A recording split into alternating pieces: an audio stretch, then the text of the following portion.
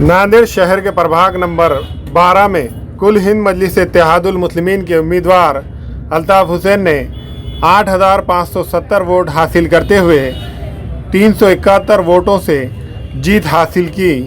सबसे पहले तो मैं अल्लाह रब्बुल इज़्ज़त का शुक्र अदा करता हूँ कि अल्लाह रब्बुल इज़्ज़त के फज़ल व करम से जो कामयाबी मिली है, इसमें मेरे वालिदैन की दुआओं का नतीजा है। मेरे इस इलाके में जितने भी नौजवान बुज़ुर्ग मेरी माएँ बहनें हैं, उन्होंने बड़ी दुआओं के साथ और ख़ुद से उन्होंने कहा था कि आपको इस दफ़ा अल्लाह कामयाबी से नवाज देता है कि आप हमारी खिदमत कर सकें। मैं हर दफ़ा अवाम के दरमियान में खिदमत की बुनियाद पे गया हूँ, लेकिन इन खिदमत को मेरे आला ख़ैरीन नक़ीब मिल्लत अलहाज बैरिस्टर असदुद्दीन नबी साहब, हबीब मिल्लत अलहाज अकबरुद्दीन नबी साहब, महाराष्ट्र सदर इम्तियाज़ जलील साहब और नांदेड़ नहीं पूरे महाराष्ट्र की बेबाक क़यादत मुजाहिद मिल्लत अली जनाब सैयद मोइन साहब, मराठवाड़ा सदर फिरोज़ खान लाला साहब और ख़ास तौर पे मेरे साथी मिर्ज़ा अमजद बेग साहब, जिन्होंने मुझ पर एतमाद और भरोसा करके ये उम्मीद ज़ाहिर की थी। मैंने कहा था कि इस दफ़ा नांदेड़ की सरजमीन से कांग्रेस का खिला ख़त्म होगा और सब्ज़ हिलाली परचम लहराएगा।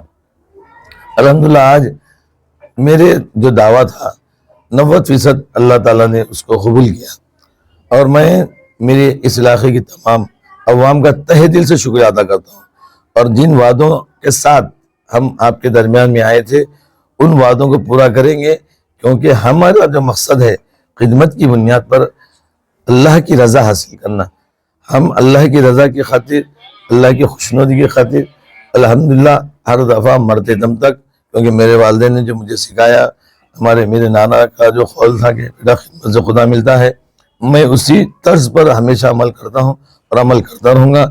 मैं तमाम अवाम का फिर से तहे दिल से शुक्रिया अदा करता हूँ, जिन्होंने मुझे अपनी दुआओं से नवाजा।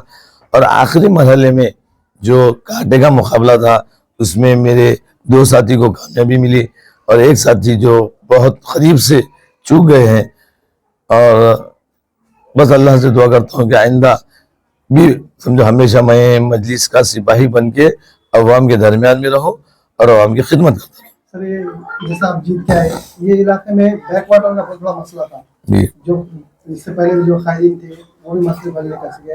आप खुद यहाँ पर देखिए बारिश के मौसम में बहुत दिक्कत होती, अब आप खुद यहाँ पर से नुमाइंदा चुन के आए, तो उसके लिए क्या कुछ कोशिशें रहेंगी आप लोग? देखिए, मैं हमेशा अवाम के दरमियान में दवाखाने सेहत के ताल्लुक से रहा हूँ और कई लोगों को वहाँ पे खिदमत अंजाम दिया हूँ। कई लोगों के घरेलू मसाइल मैंने उसके ताल्लुक से कहा। लॉकडाउन के अंदर में राशन का जो बहुत बड़ा मसला था, राशन की दुकान के ऊपर जो मेरी माओ बहनों को जो अनाज दिया जाता था, वो पूरा अनाज नहीं मिल रहा था, मैंने वो अनाज दिलाने की कोशिश किया। तो ये राशन के जो दुकानदार जो बदमाशी कर रहे हैं, जो अनाज नहीं मिल रहा है, सबसे पहले हम उसको पूरा अनाज है, क्योंकि कुछ अल्फाज मुझे राशन की दुकानों के अल्फाज अभी भी कानों में गूंज रहे के मुकामी लोग कमीशन खोर है। तो लेकिन वो हम तो क्यों तो कमीशन के से नहीं आए वाले हैं, मुझे कुछ जायदादें ये करके मुझे गाड़ी घोड़ों में घूमना नहीं है, बस अवाम का दिल जीतना है ताकि मेरी आखिरत संवर जाए। और उसके बाद जो बुनियादी मसला आपने कहा, क्योंकि सबसे बड़ा मसला ये है कि हमको किसी को बगैर किसी तकलीफ के उसका जो क्या हल निकलता है, क्योंकि मैं खुद उस मसले से जूझा हूँ। और रात के अंधेरे में जब पानी आया बैक वाटर, तो मेरी माएँ बहनें रोते भी लगते मेरे घर तक आई, तो मुझे बहुत तकलीफ हुई थी, क्योंकि मैं 2006-2007 का जो मसला देखा था, वहाँ के इलाके में पानी जाता था, हमारे इलाके में नहीं था। लेकिन जहाँ पे ये नाले के अंदर जो गंदगी जमा है, वो गंदगी इतनी भर गई है कि नाला जो 6 या 7 फीट का है, उसकी सफाई कई सालों से नहीं हुई। वो सफाई नहीं होने की वजह से पूरा बैक वाटर हमारे घरों में आ रहा है। पहले सबसे पहले नाली की सफाई की जाएगी। नाली की सफाई के साथ साथ नाले के अतराफ में रहने वाले मेरी माओ बहनों के जो मासूम बच्चे हैं, खुला नाला होने की वजह से उनको डर है कि उनके बच्चों को नुकसान हो जाएगा, तो सबसे पहले नाले को बंद करने की तदबीर की जाएगी और जहाँ पे जो गैप आएगा वहाँ पे जालियां भी लगाई जाएंगी। और सबसे अहम जो मसला है, जिसका मेरा सबसे पहला काम रहेगा जब हम जो नगर पालिका में जाऊंगा, तो पानी का जो मसला है कि आज इस इलाके के अंदर शहर का सबसे गुंजान आबादी वाला इलाका میری مسجد کے اطراف میں رہنے والے میری مائیں بہنیں رو رو کے کہہ رہی تھی کہ پانی جس دن آتا ہے وہاں پانی نہیں ملتا. تو ہم ایسی کوشش کریں گے, ٹھیک ہے ہمارے اپوزیشن میں دعا ہے, ہم دعا ہے, لیکن ہم کو صرف خدمت کی بنیاد پہ کام کرنا ہے. ہم کو لڑائی جھگڑے کے بغیر بیٹھ کے چاروں مل کے, یا پورے ناندر کے سمجھو جتنے ہمارے جو ان کے ساتھ میں مل کے ان کے تجربے کا استعمال کر کے عوام تک کیسی خدمت پہنچا سکتے. ہاں اگرچہ سمجھ ہو سکتا ہے کہ کچھ معاملات میں ہماری ذہن میں اختلاف ہو سکتا ہے, لیکن ان کو بٹھا کر ذہن سازی کی جائے گی, یا ان کی جو مشورے ہے وہ بھی اب ہم سنیں گے. ایسا نہیں کہ ہم آئے تو ہماری بے خوفی کی اس وجہ سے عوام کو نقصان ہو جائے.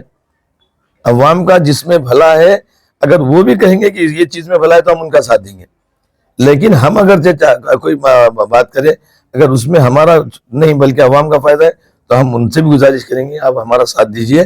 ہم کیونکہ خدمت کے واسطے آئے والے ہیں. آپ اس دفعہ دیکھو کوئی بھی کام کریں گا تو لوگ چاہیں گے. میں تو یہ سمجھتا ہوں کہ جب لوگ کام کرتے تھے تو لوگ ہم ساتھ دیتے تھے. آپ کام کچھ ہو سکتا کمی یا زیادتی کی وجہ سے آپ کی وجہ سے کئی لوگ گرے, آپ کو دوبارہ گرنا نہیں ہے. ہم تو چاہتے ہیں کہ ہم کو مت آنے دو, صرف آپ کام کرو. اگر بول رہے کہ ہم کام کر رہے ہم آئندہ ہم رہیں گے تو کوئی مسئلہ نہیں ہے, کیونکہ ہم کو آپ کام نہیں کر رہے تھے بلکہ ہم کو آپ کے درمیان میں آئے. آپ صحیح کام کرو, پھر ہمارے سے وعدہ لو کہ ہم کام کریں گے پورا, آپ ہمارے درمیان میں سے ہٹ جاؤ. دیکھو ہماری قربانی ہم عوام کی خدمت کے واسطے آنے والی ہے.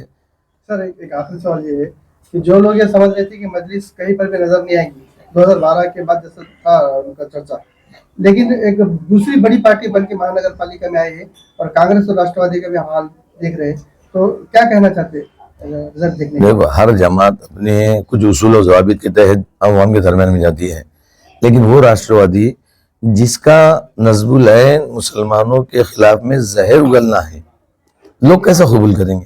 وہ آج عوام کے درمیان میں سے اپنا اعتماد کھو چکی ہے. دوسرا وہ کانگریس پارٹی جس نے ہمیشہ وعدے کیے لیکن ان وعدوں کو پورا نہیں کرے, تو ظاہر سی بات ہے عوام نے ان کی جگہ بتائی. عوام یہ جمہوریت کی سب سے بڑی طاقت ہے.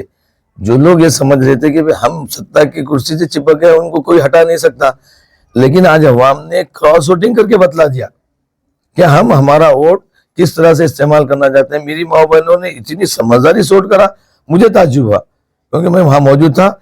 اتنی کراس ووٹنگ میں نے کبھی بھی پینل میں کون سا امیدوار کیسا ہے وہ دیکھ کر ووٹ دیے, یہ بہت بڑا کمال ہے.